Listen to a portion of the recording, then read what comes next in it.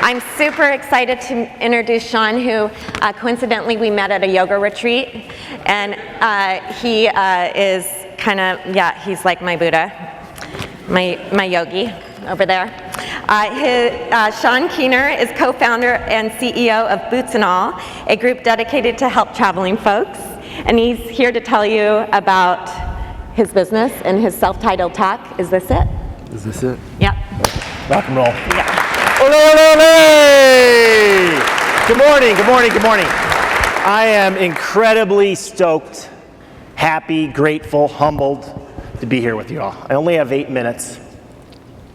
So I'm going to start off with, the right one's up there, perfect. October 1995.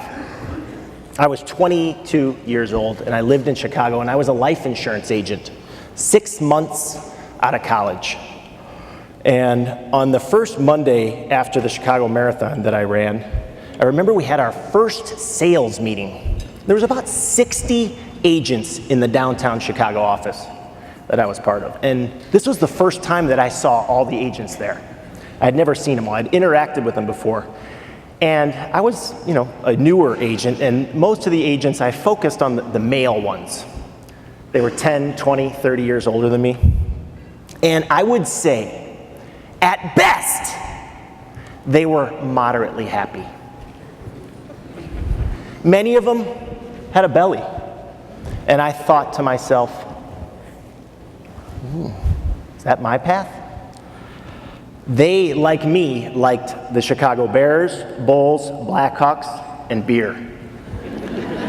And it scared me. I looked at them, and all my friends were working for corporate companies, and they all seemed just miserable. And I thought to myself that day,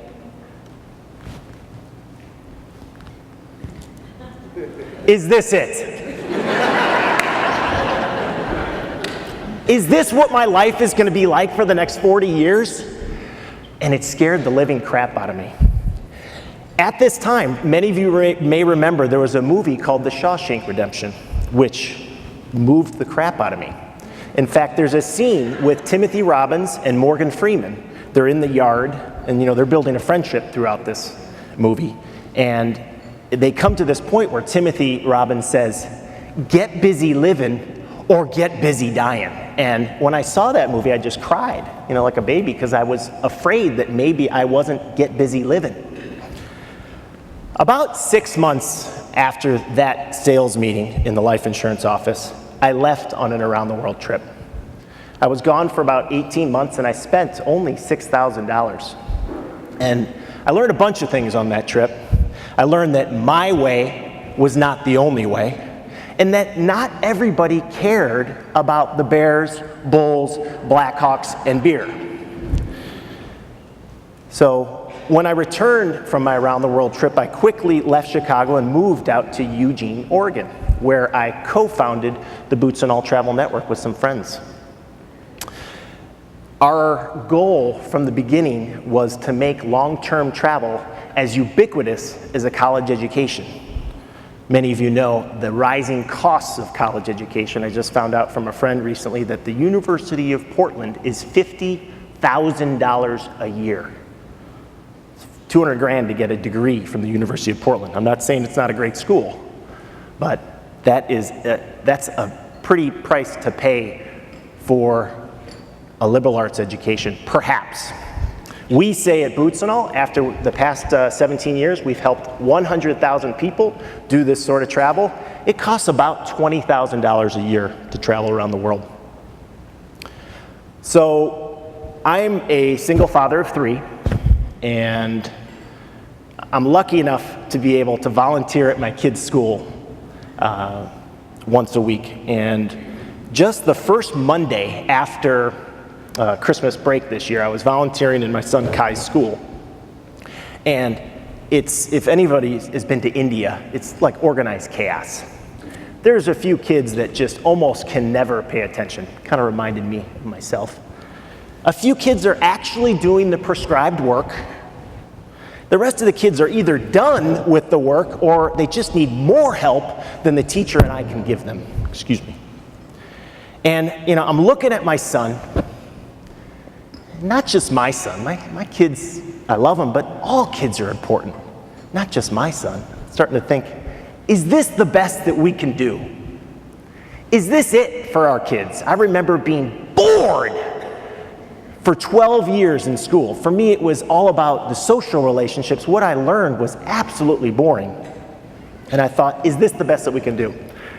It's not the best that we can do, of course, and many of you are probably aware of the unschool movement, digital education, homeschooling. Lots of things are available today and more in our mindset than maybe were 20 years ago when I was, actually 30 years ago when I was that age. So I'm going to finish this off. Thank you, sir. Out of the 100,000 people that we've helped travel around the world in the past 17 years, about 10,000 of them are families.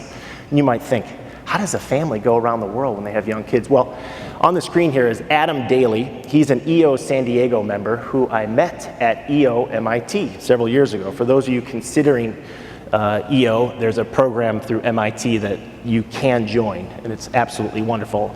And anyway, I spoke with Adam just last week, and he just returned from an around the world trip with his family. 4 kids aged 7 and under. And he told me, he says, Keener, my last name, you were right. It is less expensive to travel around the world with my family than it is to live in San Diego or Austin, Texas, where he spent the majority of his time. And he said not only was it less expensive, but the kids got so much out of it, from language, problem solving, and just emotional intelligence that you just don't learn in school. Adam's already planning his next adventure. So I'm getting ready to hand this over to Janelle, and she's going to bring us home. But I'll maybe move to the next slide if it's not working for me. So if you feel like you're on the hamster wheel of life, you ever felt like that? Why am I here? You ever thought about the question, is this it?